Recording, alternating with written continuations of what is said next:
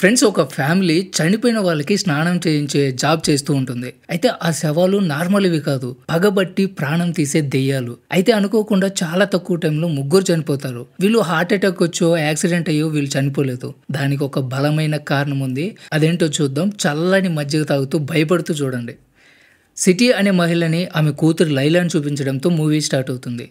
వీళ్ళిద్దరూ కూడా శవాలకి స్నానం చేయించే జాబ్ చేస్తూ ఉంటారు. వీళ్ళని కార్ప్స్ వాషర్ అంటారు. ఈ మూవీ టైటిల్ కూడా అదే. ఈ రోజు కూడా వాళ్ళు అదే పని చేస్తూ ఉంటారు. అయితే లైలా చాలా భయపడిపోతుంది.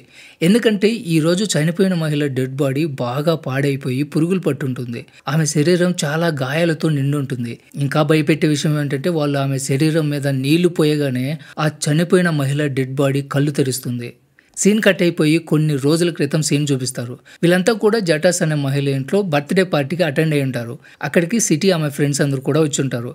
వాళ్ళందరూ చాలా కంగారుగా ఉంటారు. పైగా వాళ్ళందరూ తమ భర్తలను వదిలేసి కూడా వచ్చి ఉంటారు. టెర్రీ అనే మహిళకి మాత్రం పెళ్లి కాలేదు.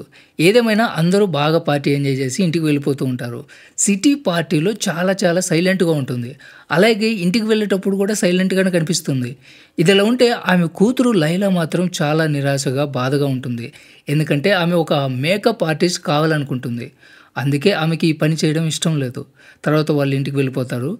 సిటీ ప్రేయర్ చేస్తూ ఉంటుంది. ఎందుకో తెలియదు కానీ గత కొన్ని రోజుల నుంచి సిటీకి చాలా భయంగా అనిపిస్తూ ఉంటుంది. ఆమె వెనుక కొన్ని ఆత్మలు రిచువల్ చేస్తున్నట్లు అనిపిస్తుంది. అయినా కూడా ఆమె ప్రేయర్ పూర్తి చేస్తుంది. తర్వాత విలేజ్లో జటా చనిపోయింది అన్న అనౌన్స్మెంట్ చేస్తారు. ఇప్పుడు సిటీ ఆ వార్త విన్న వెంటనే జటా బాడీని క్లీన్ చేయడానికి వెళ్తుంది. సిటీ జటా బాడీ దగ్గరికి వెళ్ళి చూసేసరికి ఆమె బాడీ చాలా దారుణమైన కండిషన్లో ఉంటుంది. ఎవరు ఆమెని బలవంతం చేసి కొట్టి చంపినట్లు రక్తంతో తడిసిపోయి ఉంటుంది.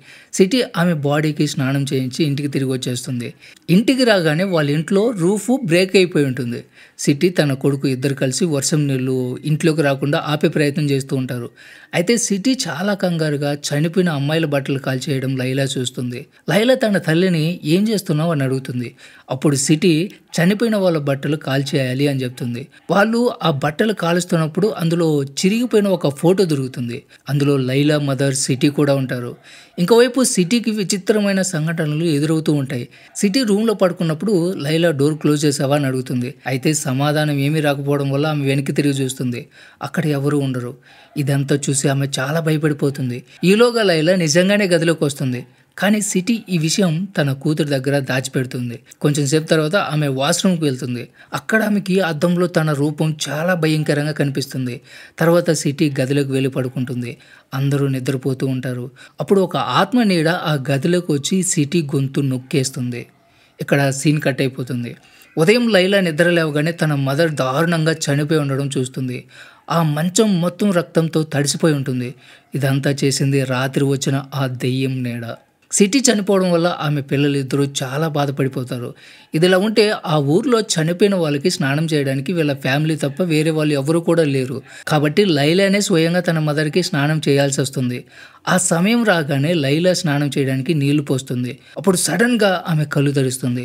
లైలా గుండె బాధతో బరువెక్కిపోయినా కూడా తన మదర్తో నువ్వు నీ చావుని అంగీకరించాల్సిందే అని చెప్పి కళ్ళు మూస్తుంది. మళ్ళీ స్నానం చేస్తుండగా ఆమె నోరు తెరుస్తుంది. అప్పుడు లైలా ఆమె నోట్లో ఒక ఇనుప ఫెన్సింగ్ ముక్క ఉండడం చూస్తుంది. లైలా దాన్ని తీసి స్నానం చేయించి తర్వాత ఆమె అంత్యక్రియలు పూర్తి చేస్తారు. లైలాకి చనిపోయిన వాళ్ళ వస్తువులు ఉంచుకోకూడదని తెలిసినా కూడా తన మదర్ వస్తువులు శుభ్రం చేసి తన దగ్గరే ఉంచుకోవాలనుకుంటుంది. లైలా బ్రదర్ ఆరిఫ్ కూడా తన మదర్ను మర్చిపోవడానికి తన వర్క్లో బిజీ అయిపోతాడు. లైలా ఇంట్లో ఉంటుంది. అప్పుడు సిటీ ఫ్రెండ్స్ ఆమె గురించి తెలుసుకోవడానికి ఇంటికి వస్తారు. ఆ సమయంలో లైలా బెడ్ మీద పడుకుని ఉంటుంది. ఆ గదిలోనే సిటీ చనిపోయింది. ఆ బెడ్ మొత్తం రక్తపు మరకలు ఉంటాయి. అది చూసి వాళ్ళు లైలాని ఏదో అడిగే లోపు వాళ్ళని బయటికి పంపించి డోర్ మూసేస్తుంది. ఇప్పుడు లైలాకి తన మదర్ చావు సాధారణమైన మరణం కాదని, ఆమె చావు వెనుక ఏదో రహస్యం ఉందని అనుకుంటుంది. ఇంకోవైపు ఆమె ఫ్రెండ్స్ అందరూ ఒక చోట కూర్చొని సిటీ జటా ఇద్దరు చావులకి ఏదో శాపం కారణమై ఉండొచ్చు అనుకుంటారు. ఎందుకంటే వాళ్ళిద్దరూ చనిపోయే ముందు వాళ్ళ బెడ్ మొత్తం రక్తంతో నిండిపోయింది అని మాట్లాడుకుంటూ ఉండగా సడన్గా ఒక మహిళ వేలు కట్ అయిపోతుంది. కట్ చేస్తే రాత్రి అందరూ కూడా వాళ్ళ ఆత్మశాంతి కోసం ప్రేయర్ చేస్తూ ఉంటారు. అయితే లైలాకి చాలా భయంగా ఉంటుంది. కారణం ఏంటంటే అక్కడ ప్రేయర్ చేస్తూ ఎంతో మంది ఉన్నా కూడా జటా సిటీ ఆత్మలు ఆమెకి కనిపిస్తూ ఉంటాయి. కరెక్ట్గా అదే టైంలో కరెంటు పోతుంది. అప్పుడు లైలా గట్టిగా కేకలు పెడుతుంది. అప్పుడు అక్కడ ఉన్న మత పెద్ద ఓర్పుగా ఉండమని చెప్పి క్యాండిల్స్ వెలిగించమని చెప్తాడు. క్యాండిల్స్ వెలిగించిన వెంటనే మళ్ళీ ప్రేయర్ స్టార్ట్ చేస్తారు. అప్పుడు లైలాకి చనిపోయిన వాళ్ళందరి ఆత్మలు కనిపిస్తాయి. అందులో లైలా మదర్ ఫ్రెండ్ అయిన ఒక లేడీ కూడా ఉంటుంది. అయితే ఆమె ఇంకా బ్రతికే ఉంటుంది. దీన్ని బట్టి లైలాకి నెక్స్ట్ టార్గెట్ ఆ మహిళ అని అర్థమైపోతుంది. ఈ విషయం తెలిసి లైలా చాలా భయపడిపోతుంది. వెంటనే ప్రేయర్ పూర్తి చేసుకుని ఇంటికి వెళ్ళిపోతుంది. ఇంట్లో లైలా మదర్ ఆత్మ తనని చాలా భయపెడుతూ ఉంటుంది. ఆమె ఇంట్లో ప్రేయర్ చేస్తూ కనిపిస్తుంది. అందువల్ల తను కూడా ప్రేయర్ చేయాలనుకుని నిలబడుతుంది. అప్పుడు ఆమె కాలికి ఇనుప కంచె ముక్క ఒకటి గుచ్చుకుని ఉంటుంది. దాన్ని తీసి చూడగానే అది తన మదర్ నోట్లో దొరికిన ఇనుప ముక్క అని తెలుస్తుంది. దాన్ని చూస్తున్నప్పుడు ఒక ఆత్మ లైలా నోటిని వెనక నుంచి మూసేస్తుంది. ఇక్కడ సీన్ కట్ అయిపోయి లైలా ప్రేయర్లో చూసిన ఆత్మని, అంటే ఆత్మ యొక్క లేడీని చూపిస్తారు. ఆ మహిళ తన కొడుకుతో మాట్లాడుతూ ఉండగా సడన్ గా తన గదిలో కబోర్డ్ ఓపెన్ అయిన శబ్దం వినిపిస్తుంది. ఆ లేడీ వెళ్ళి చెక్ చేస్తుంది. అక్కడ ఎవరు కూడా ఉండరు. ఆ కబోర్డ్ డోర్ ఓపెన్ చేయడానికి ట్రై చేయగానే అది లాక్ అయిపోయి ఓపెన్ అవ్వదు. ఆమె దాన్ని వదిలేసి వెళ్ళిపోతుండగా సడన్ గా ఆ కబోర్డ్ తెరుచుకుంటుంది. ఆమెకి ఇదంతా విచిత్రంగా అనిపిస్తుంది. బయట ఉన్న ఆమె కొడుకు ఇదంతా చూస్తూనే ఉంటాడు. ఆమె బట్టలు జరిపి చూస్తూ ఉండగా 2 భయంకరమైన చేతులు బయటకు వచ్చి ఆమె మెడని విరిచి చంపేస్తాయి. ఆమె కొడుకు ఆమె చనిపోవడం కళ్ళారా చూస్తాడు. సో 3 రోజుల్లో 3 చనిపోవడం వల్ల పోలీసులు కూడా షాక్ అయిపోతారు. చనిపోయిన 3 కూడా క్లోజ్ ఫ్రెండ్స్. అందువల్ల వాళ్ళ చావుకి ఏదో కారణం ఉందని పోలీసులు అనుమానం వ్యక్తం చేస్తారు. అయితే చనిపోయిన లేడీ కొడుకు పోలీసులతో ఏమీ చెప్పడు. కాబట్టి ఎలాగైనా లైలాని అక్కడికి తీసుకొచ్చి జరగాల్సిన కార్యక్రమం చేయించండి అంటాడు. ఇంకోవైపు లైలా ఇంట్లో పడుకుని ఉంటుంది. ఆమె ఆ రోజు ఆ లేడీకి స్నానం చేయించడానికి వెళ్ళకూడదు అనుకుంటుంది. అయితే బయట చాలా మంది ఆమెను ఒప్పించి తీసుకెళ్లడానికి వస్తారు. లైలా ఫ్రెండ్స్ కూడా ఆమెకి స్నానం చేయించడానికి రమ్మని బ్రతిమలాడుతారు. కానీ లైలా గదిలో డోర్ వేసుకుని పడుకుని ఉంటుంది. అప్పుడు గదిలో లైలాకి ఆ లేడీ ఆత్మ కనిపించి రక్షించు అంటుంది. ఈలోగా ఆరిఫ్ డోర్ కొడతాడు. ఆ లేడీ కొడుకు నేను తీసుకువెళ్ళడానికి వచ్చానని చెప్తాడు. సో లైలా ఆమెకి స్నానం చేయించడానికి వెళ్తుంది. ఆమె శరీరం మీద నీలి రంగు గాయాలుంటాయి. లైలా ఆమె బాడీ మీద నీళ్లు పోయగానే ఆ డెడ్ బాడీ లేచి కూర్చుంటుంది. తర్వాత తన పొట్ట మీద చేతులు కట్టుకుంటూ ఉంటుంది. లైలా మళ్ళీ ఆ బాడీని పడుకోబెట్టి ఆమె పొట్ట మీద చెక్ చేస్తుంది. అక్కడ ఆమెకి అదే ఇనుప కంచె తీగ కనిపిస్తుంది. లైలా దాన్ని బయటికి లాగి మళ్ళీ ఆమెకి నీళ్లు పోస్తుంది. అలా ఆ డెడ్ బాడీ మళ్ళీ కళ్ళు తెరుస్తూ ఉంటుంది. తర్వాత లైలా తన పని పూర్తి చేసిన తర్వాత ఆమె చెవిలో ఆ లేడీ హెల్ప్ మీ అని అరుపులు అరుస్తున్నట్లు వినిపిస్తూ ఉంటుంది. ఇదంతా చూసి లైలాకి వీళ్ళ 3 చావు వెనుక ఏదో రహస్యం ఉందని అర్థమవుతుంది. కాబట్టి దాని గురించి తెలుసుకోవాలనుకుంటుంది. తర్వాత రోజు లైలా ఆ లేడీ ఇంటికి వెళ్ళి వీళ్ళ 3 చావు సాధారణమైన చావు కాదని చెప్తుంది. ఈ విషయం అతనికి కూడా తెలుసు కాబట్టి ఆ అబ్బాయి నాకు తెలుసు, నేను మా అమ్మ విషయంలో జరిగింది కళ్ళారా చూశాను అంటాడు. కాబట్టి నూర్కి ఈ చావుకి ఏదో సంబంధం ఉంది అంటాడు. లైలా వాళ్ళందరూ కలిసి దిగిన పిక్స్ చూపిస్తాడు. అయితే నూర్ అందరికంటే ముందు చనిపోయింది. కాబట్టి లైలా అందరికంటే ముందు చనిపోయిన మహిళ శవాన్ని తవ్వి చూస్తుంది. ఆ డెడ్ బాడీ కాలు మీద కూడా లైలాకి అలాంటి ఇనుప ముక్క దొరుకుతుంది. దీన్ని చూసిన తర్వాత లైలాకి వీళ్ళందరి చావులకి నూర్కి ఏదో సంబంధం ఉందని అనిపిస్తుంది. అప్పుడు సడన్గా ఆత్మలని ఆమె చుట్టుముడతాయి. లైలా భయపడి అక్కడి నుంచి ఆ సమాధి మూసేయకుండానే పారిపోతుంది. ఊరంతా ఎవరో ఆ డెడ్ బాడీని బయటికి తీశారని వార్త తెలిసిపోతుంది. తర్వాత రోజు లైలా ఆ లేడీ ఇంటికి వెళ్ళి ఇంకా కొన్ని ఆధారాలు సేకరించే ప్రయత్నం చేస్తుంది. వీటన్నిటి వెనుక నూరు ఉందని అనిపిస్తుంది.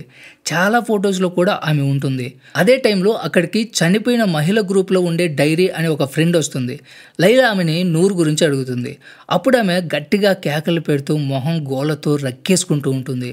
లైలాతో నూర్ నిర్దోషి, ఆమె గురించి అలా ఆలోచించుకో అంటుంది. ఈలోగా డైరీ వచ్చి లైలా భుజం తడుతుంది. అంటే ఇంతకు ముందు వచ్చింది ఎవరు? దెయ్యం. మరోవైపు ఆరిఫ్కి లైలా మంచం కింద ఆమె సమాధి తవ్వడానికి ఉపయోగించిన టూల్ దొరుకుతుంది. ఆరిఫ్ లైలాతో ఇదంతా చేసింది నువ్వు ఇలా చేసి ఉండకూడదని తిడతాడు.